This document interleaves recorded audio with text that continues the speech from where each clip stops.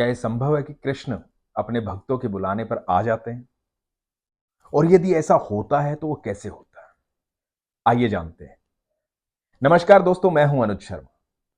ये किस्सा है महाभारत के बाद का। उद्धव भगवान श्री कृष्ण के सारथी। उन्होंने एक दिन एक सवाल पूछा। उद्धव कृष्ण के बचपन के दोस्त थे, उन्हें सारी परमिशन थी, वो कुछ भी चाहते, कभी भी चाहते, कुछ भी पूछ सकते थे। दोस्त भी थे और सारथी भी थे। तो उन्होंने पूछा कि प्रभु एक बात बताइए कि आप तो तीनों लोकों के ज्ञाता हैं, आप स्वयं परमेश्वर हैं, भगवान श्री कृष्ण हैं, आप सब जानते हैं, भूत भी, भविष्य भी और वर्तमान भी। तो आपने इतना बड़ा युद्ध होने क्यों दिया? लाखों लोग मर गए, कितनी औरतें विधवा हो गई, कितने बच्चे अनाथ हो गए। क्यों किया आपने ऐसा? आप चाहते तो युद्ध को रोक सकते थे। जब चौसर का खेल खेला जा रहा था तो आप चाहते तो रोक सकते थे, आपने रोका क्यों? कृष्ण मुस्कुराए। कृष्ण ने कहा कि हाँ, ये सवाल बहुत लोगों का होगा, तो मैं इसका जवाब तुम्हें देता हूं। हुआ यूं कि खांडव प्रस्थ जब इंद्रप्रस्थ बन गया, पांडवों ने अपनी मेहनत से उसे इंद्रप्रस्थ बना दिया, तो दुर्योधन को लगा कि अब तो ये बराबरी में आ गए हैं, इनका भी अपना एक राजमहल है, ये भी राजा बन गए, तो चलो, है तो भाई, तो इनको खाने पे बुलाते हैं। तो एक निमंत्रण भेजा गया खांडव प्रस्थ यानी कि इंद्रप्रस्थ, और उनको निमंत्रित किया गया। निमंत्रित किया गया तो वो भी खुशी खुशी आ गए। घर में बहुत बड़ा फंक्शन जो था, बहुत बड़ा आयोजन जो था, उसकी तैयारियां चल रही थी। बड़ा आयोजन था, सबके लिए सारी व्यवस्थाएं की गई। दुर्योधन ने आखेट की व्यवस्था की, भीम के लिए मल्ल युद्ध की व्यवस्था की, युधिष्ठिर जो है वो चौसर में पारंगत थे, उनके लिए चौसर की व्यवस्था की। सब भाइयों के लिए सारी व्यवस्थाएं की गई। बहुत खुशी का माहौल था। अब कृष्ण बोले कि ये सब मेरी बुआ के बेटे हैं और मैं इनके मामा का बेटा हूं। घर में इतना बड़ा आयोजन है और मुझे किसी ने भी नहीं बुलाया। तो मुझे बड़ा अजीब लगा। फिर मुझे लगा कि शायद ऐसा हो कि सब बहुत बिजी हैं, सब बहुत व्यस्त हैं, तो हो सकता है थोड़ी देर बाद कोई बुलाएगा या कभी फिर याद आ जाएगा। तो मैं वेट करता रहा, मैं इंतजार करता रहा कि चलो अब निमंत्रण आएगा तो जाऊंगा, अब निमंत्रण आएगा तो जाऊंगा। लेकिन पांडव जो है वो हस्तिनापुर पहुंच गए। वहां बड़ा आयोजन था। मुझे लगा कि अब तक किसी ने मुझे बुलाया ही नहीं। तो मैं हस्तिनापुर के महल के बाहर पहरेदार बनकर खड़ा हो गया। मुझे लगा शायद भूल गए हैं, लेकिन इसका मतलब ये नहीं है कि नहीं बुलाएंगे, थोड़ी देर बाद तो मैं याद आऊंगा। अब मैं इंतजार करने लगा कि वो मुझे याद करें और मैं अंदर जाऊं, वो मुझे बुलाएं और मैं अंदर जाऊं। लेकिन हुआ यूं कि सब अपने आप में मग्न थे, सब भूल गए। बचपन से छोटी छोटी चीजों में मुझे याद करते थे। आज जब दोनों राजा बन गए, दोनों बड़े बन गए, तो अपने इस मामा के बेटे को भूल गए। मुझे फिर भी लगा कोई बात नहीं, बुलाएंगे। मैं इंतजार में खड़ा रहा, आते जाते लोगों को देखता रहा, खबर करता रहा कि क्या चल रहा है, क्या चल रहा है। और पता लगा कि अंदर चौसर का खेल शुरू होने वाला है। तो दुर्योधन ने एक बहाना बनाया। दुर्योधन ने कहा कि मेरे हाथ में चोट लगी है, तो चौसर जो है वो मेरी तरफ से मेरे मामा खेलेंगे, यानी कि शकुनी। क्योंकि दुर्योधन जानता था, शकुनी ने पहले से ही कह दिया था, और शकुनी को यह वरदान मिला था उसके पिता से कि कभी भी जब वो शतरंज के पासे खेलेगा तो एक बार पासे जो है उसकी मर्जी से चलेंगे। ये वरदान था उन्हें। तो दुर्योधन ने कहा कि मेरी तरफ से मेरा मामा खेलेगा। अब युधिष्ठिर ये जानते थे कि जो चौसर है उसमें मैं परांगत हूं, मेरे से बेहतर दुनिया में कोई खेल ही नहीं सकता। तो वो चाहता तो ये भी कह सकता था कि मेरी तरफ से मेरे मामा का बेटा कृष्ण खेलेगा, लेकिन उसने ऐसा नहीं कहा। मैं इंतजार कर रहा था कि शायद ऐसा कह दे तो मैं अंदर चला जाऊं, लेकिन ऐसा नहीं हुआ। अब हुआ यूं कि चौसर खेली जाने लगी और युधिष्ठिर हारने लगे। सबसे पहले वो अपना राज्य हारे। जब राज्य हारे तो मुझे लगा कि शायद अब उन्हें चिंता हुई होगी, क्योंकि अब तो हार हो रही है, तो अब मैं याद आऊंगा, क्योंकि दुख में लोग मुझे याद करते हैं।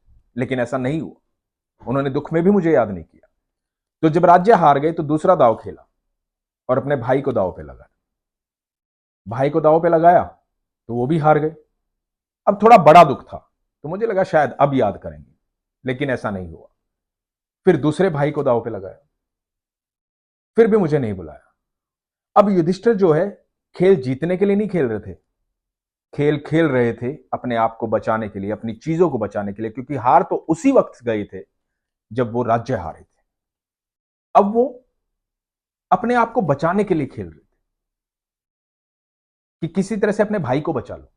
उस भाई को बचाने के लिए दूसरे भाई को दांव पे लगा दिया, दूसरे को बचाने के लिए तीसरे को दांव पे लगा दिया, तीसरे को बचाने के लिए चौथे को दांव पे लगा दिया, और चारों भाई दांव पर लग गए, फिर खुद को भी दांव पे लगा दिया।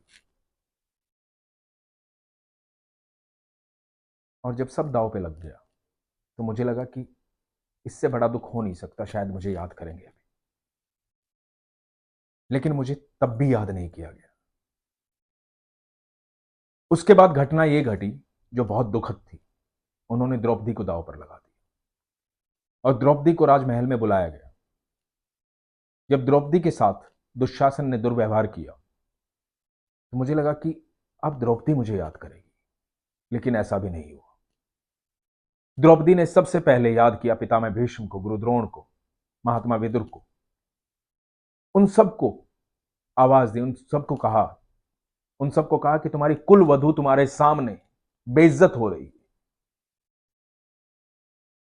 तुम्हारी कुल वधू के साथ ये सब किया जा रहा है तुम्हारे सामने, तो तुम लोग इतने कायर हो, इतने डरे हुए हो, इतने अपाइज हो गए हो, मुझे नहीं बचा सकते। और वो उनसे प्रार्थना करने लगी, मदद की गुहार लगाने लगी। लेकिन पितामह भीष्म, महात्मा विदुर, धृतराष्ट्र, गुरु द्रोण, इन सब ने गर्दन झुका ली। किसी ने कोई जवाब नहीं दिया।